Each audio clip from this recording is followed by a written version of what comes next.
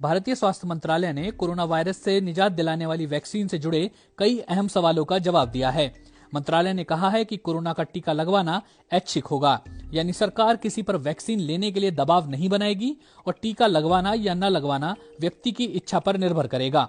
स्वास्थ्य मंत्रालय ने यह भी कहा कि भारत में उपलब्ध कोरोना वैक्सीन दूसरे देशों में विकसित की गई वैक्सीन जितनी ही प्रभावी होंगी। मंत्रालय ने गुरुवार रात को कोविड-19 वैक्सीन से जुड़े कई सवालों और उनके जवाब की एक लिस्ट सार्वजनिक की। इस लिस्ट में वैक्सीन से जुड़ी ऐसी शंकाओं और आशंकाओं का समाधान करने की कोशिश की गई है जो इस वक्त ज्यादातर लोगों के जहन में है। वैक्सीन का असर कितने दिनों में होता है? मंत्रालय ने इसके जवाब में बताया कि आमतौर पर कोरोना की एंटीबॉडी विकसित करने में शरीर को वैक्सीन की 2 खुराक की जरूरत होती है। क्या यह वैक्सीन सुरक्षित होगी? स्वास्थ्य मंत्रालय का कहना है कि वैक्सीन सभी लोगों के लिए सुरक्षित हो, इसका ध्यान रखते हुए भारत की ड्रग कंट्रोलर संस्था वैक्सीन को तभी मंजूरी देगी जब वो सुरक्षा और प्रभाव के मानकों पर खरी उतरेगी। क्या कैंसर, डायबिटीज और हाइपरटेंशन के मरीज ये वैक्सीन ले सकते हैं? मंत्रालय ने इस सवाल का जवाब हाँ में दिया है। क्या ये वैक्सीन सबको एक साथ मिलेगी? ये वैक्सीन की उपलब्धता पर निर्भर करेगा। वैक्सीन के लिए स्वास्थ्य कर्मियों, फ्रंट लाइन पर काम करने वाले लोगों, बुजुर्गों और दूसरी बीमारियों से जूझ रहे लोगों को प्राथमिकता दी जाएगी। वैक्सीन लेने के बाद क्या क्या सावधानियां बरतनी होंगी? मंत्रालय ने अपने सुझाव में कहा है कि टीका लगने के बाद लोगों को स्वास्थ्य केंद्र पर कम से कम आधे घंटे आराम करना चाहिए। मंत्रालय ने कहा, टीका लगने के बाद अगर आपको किसी भी तरह की दिक्कत महसूस होती है तो आप नजदीक के स्वास्थ्य अधिकारियों, डॉक्टर, ANM या आशा कार्यकर्ता से संपर्क करें। वैक्सीन आने के बाद क्या मास्क पहनने की जरूरत नहीं होगी?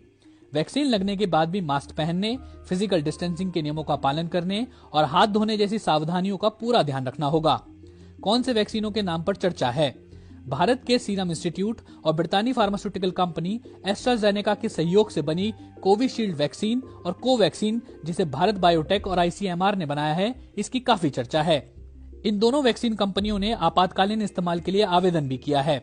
इसके अलावा कुछ और वैक्सीन जो अभी ट्रायल के दौर में हैं, उनमें ZyCoV-D, जिसे अहमदाबाद की कंपनी जाइडस कैडिला बना रही है, हैदराबाद की कंपनी बायोलॉजिकल E MIT के साथ मिलकर वैक्सीन तैयार कर रही है, HGCO19 पुणे की कंपनी जेनोवा, सिएटल की कंपनी HD बायोटेक कॉर्पोरेशन के साथ मिलकर भारत की पहली mRNA वैक्सीन बना रही है।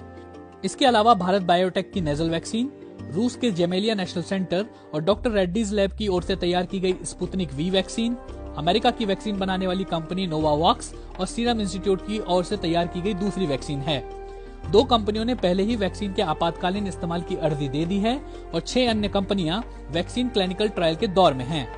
टीकाकरण योजना के तहत अगस्त महीने तक 30 करोड़ लोगों का टीकाकरण किया जाने की योजना है। भारत में कोरोना वायरस के संक्रमण के कुल मामले 1 करोड़ के पार पहुंच गए हैं और इस बीमारी से मरने वाले लोगों की संख्या भी 1.5 लाख के आसपास है।